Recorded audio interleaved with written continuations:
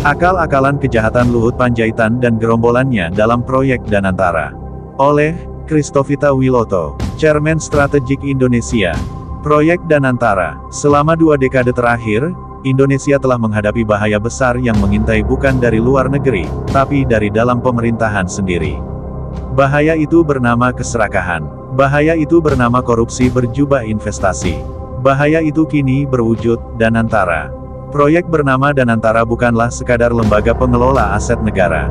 Ia adalah mesin kekuasaan yang dirancang secara sistemik untuk menyedot kekayaan rakyat Indonesia ke tangan segelintir elit. Dan nama yang selalu muncul sebagai operator utama di balik proyek ini adalah Luhut Binsar Panjaitan.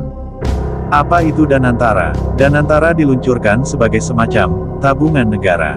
Mereka menyebutnya Sovereign Wealth Fund. Tujuannya terdengar manis, mengelola aset negara agar lebih produktif. Tapi ibarat nasi goreng, ini bukan sekadar soal rasa. Ini soal bahan-bahan yang digunakan. Kalau minyaknya busuk, nasinya basi, dan tukang masaknya tidak jujur, hasil akhirnya tetap racun. Luhut mempromosikan Danantara sebagai alternatif dari Indonesia Investment Authority, INA, yang katanya sudah tidak efektif. Namun yang rakyat harus tahu, Danantara dirancang di luar sistem pengawasan yang kuat. Audit tidak wajib, laporan publik tidak transparan, dan kontrol sepenuhnya ada di tangan pemerintah pusat yang sekarang dipenuhi oleh kroni dan loyalis. Luhut menawarkan Danantara ke China. Langkah pertama yang patut dicurigai, Luhut langsung terbang ke China dan menawarkan kerjasama investasi. Padahal belum jelas aset apa saja yang dikelola Danantara. Rakyat tidak tahu, DPR tidak dilibatkan. Tapi pemerintah China sudah diajak negosiasi. Luhut bertemu dengan lembaga-lembaga keuangan besar China seperti CIC, SDIC, dan Bank of China. Ia meminta mereka membentuk dana investasi gabungan dengan Danantara sebesar $1 miliar dari masing-masing pihak. Bahasa kasarnya, kita kasih aset kita, kamu kasih uangmu, lalu kita kelola bersama. Pertanyaannya, siapa yang menjamin uang rakyat tidak akan raib? Siapa yang memastikan kerjasama ini tidak berujung seperti skandal 1MDB di Malaysia? 1MBD adalah Satu Malaysia Development Berhad adalah sebuah perusahaan pembangunan strategis, dimiliki sepenuhnya oleh pemerintah Malaysia. Strategi tipu-tipu Luhut dan kelompoknya ahli dalam satu hal, pencitraan. Mereka menampilkan Danantara sebagai solusi jangka panjang. Tapi dalam kenyataannya, mereka menjalankan langkah-langkah kotor. Menyembunyikan rincian aset yang akan diserahkan ke Danantara. Menghapus pengawasan dari lembaga independen seperti BPK dan KPK. Menciptakan tim kerja yang penuh loyalis kejahatan dan pengusaha bermental rente. Menghindari diskusi publik dan akademik terbuka. Ini bukan sekadar strategi ekonomi. Ini adalah strategi kekuasaan. Mereka tahu bahwa selama rakyat diam dan tidak paham, semua bisa dilakukan. Gerombolan di balik Danantara, proyek sebesar ini tidak mungkin digerakkan sendirian. Di belakang Luhut ada sekelompok tokoh bisnis dan politikus yang punya kepentingan sama. Mereka antara lain, pengusaha tambang yang ingin menitipkan aset di Danantara untuk menyelamatkan diri dari pajak. Politisi yang ingin mendapat proyek infrastruktur tanpa tender. Konsultan asing yang bermain di dua kaki, sebagai penasihat pemerintah dan investor luar. Ini adalah jaringan lintas sektor yang bekerja bukan untuk rakyat, tapi untuk menumpuk kekayaan pribadi. Penyusupan pengaruh China, kemitraan Luhut dengan China bukan lagi rahasia. Selama 10 tahun terakhir, hampir semua proyek besar, dari kereta cepat hingga nikel, berhubungan dengan China. Kini, Danantara ditawarkan ke negara itu dengan janji kerjasama strategis. Tapi di balik istilah itu, ada bahaya besar.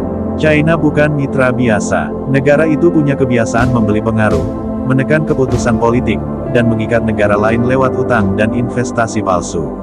Luhut dengan sadar menjerumuskan Indonesia ke dalam perangkap itu. Apa yang dikorbankan? Yang dikorbankan adalah kedaulatan ekonomi, aset negara diserahkan ke lembaga yang tidak bisa diaudit rakyat. Keadilan sosial, hanya konglomerat yang mendapat manfaat, bukan petani atau buruh. Transparansi, rakyat dibutakan oleh istilah-istilah ekonomi rumit yang tidak dimengerti.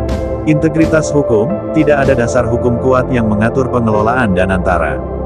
Semua ini bukan sekadar kelalaian. Ini adalah desain sistemik. Belajar dari 1 MDB. Malaysia pernah bangga dengan 1 MDB. Kini mereka malu, karena ternyata di balik nama besar lembaga itu ada korupsi terbesar dalam sejarah Asia Tenggara. Danantara memiliki kemiripan luar biasa dengan 1 MDB. Sama-sama menyebut diri sebagai lembaga investasi nasional. Sama-sama mengandalkan jaringan luar negeri. Sama-sama tidak diaudit secara ketat. Sama-sama melibatkan tokoh kontroversial sebagai penasihat. Indonesia sedang berjalan menuju jebakan yang sama. Dan Luhut memegang kunci utamanya. Mengapa harus segera dibubarkan?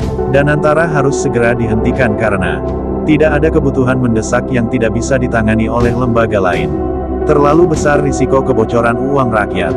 Terlalu sedikit pengawasan publik. Terlalu banyak agenda tersembunyi. Rakyat butuh lembaga pengelola aset yang jujur, profesional, transparan, dan akuntabel. Bukan seperti ini. Apa yang bisa dilakukan rakyat? Jangan diam, jangan pasrah. Suarakan penolakan terhadap Danantara. Desak DPR untuk membentuk panitia khusus Pansus Investigasi Danantara. Minta BPK mengaudit semua aset negara yang diserahkan ke Danantara. Gunakan media sosial dan komunitas untuk menyebarkan informasi. Kita tidak boleh membiarkan uang rakyat dikelola oleh tangan-tangan yang tidak bersih. Apa yang harus dilakukan pemerintah baru? Presiden Prabowo harus tegas. Tidak ada kompromi terhadap siapapun yang menggunakan nama negara untuk memperkaya diri. Langkah strategis. Bekukan Danantara sampai audit total selesai. Periksa semua pejabat yang terlibat. Bongkar semua kerjasama investasi yang ditandatangani sepihak oleh Luhut. Berikan sanksi keras jika ditemukan pelanggaran hukum. Ini adalah ujian integritas bagi pemerintahan baru. Luhut dan kultur kekuasaan. Luhut adalah simbol kekuasaan yang terlalu lama tidak diawasi. Dalam banyak kasus, ia tampil sebagai pemutus akhir. Bukan presiden, bukan menteri lainnya. Inilah penyakit dalam sistem kita, kekuasaan yang tidak terkontrol, kekayaan yang tidak terhitung, dan jaringan yang tidak tersentuh hukum. Kita tidak sedang melawan Luhut sebagai pribadi. Kita sedang melawan sistem yang membuat seseorang bisa terlalu berkuasa. Perlawanan dimulai dari kejujuran. Perubahan besar selalu dimulai dari keberanian untuk jujur. Jujur bahwa sistem ini salah. Jujur bahwa rakyat sedang dirugikan. Jujur bahwa segelintir orang sedang menikmati kekayaan negara. Tanpa kejujuran, kita hanya akan jadi bangsa budak. Budak utang. Budak investor asing. Budak koruptor lokal. Sudah cukup kita tertipu janji-janji manis. Saatnya membuka mata. Arahan Tuhan Yesus Kristus. Di tengah kekacauan ini, suara Tuhan Yesus tetap jelas. Jangan kamu melayani dua tuan, Allah dan Mamon. Matius 6 ayat 24. Danantara dibangun untuk Mamon, bukan untuk Tuhan. Berbahagialah orang yang lapar dan haus akan kebenaran. Matius 5 ayat 6. Kebenaran harus diperjuangkan, meski melawan arus kekuasaan. Segala sesuatu yang kamu kehendaki supaya orang perbuat kepadamu, perbuatlah demikian juga kepada mereka. Matius 7 ayat 12. Jika para pemimpin mencintai bangsa ini, mereka tidak akan menjual aset rakyat kepada bangsa asing. Arahan Tuhan jelas, lawan ketidakadilan, lawan tipu daya, lawan penyalahgunaan kuasa. Penting, Danantara adalah puncak dari kerakusan. Di tangan orang yang salah, lembaga ini akan menjadi mesin perampokan terbesar dalam sejarah Indonesia. Kita tidak bisa diam, kita tidak boleh takut. Di atas segalanya, Tuhan Yesus Kristus memanggil kita untuk menjadi terang dan garam. Menjadi suara bagi yang tidak bersuara. Menjadi penjaga bangsa ini dari kehancuran yang dirancang secara halus. Bangkitlah, rakyat Indonesia. Jangan biarkan Luhut dan gerombolannya menghancurkan masa depan anak cucumu. Tuhan Yesus bersama orang yang berdiri bagi kebenaran.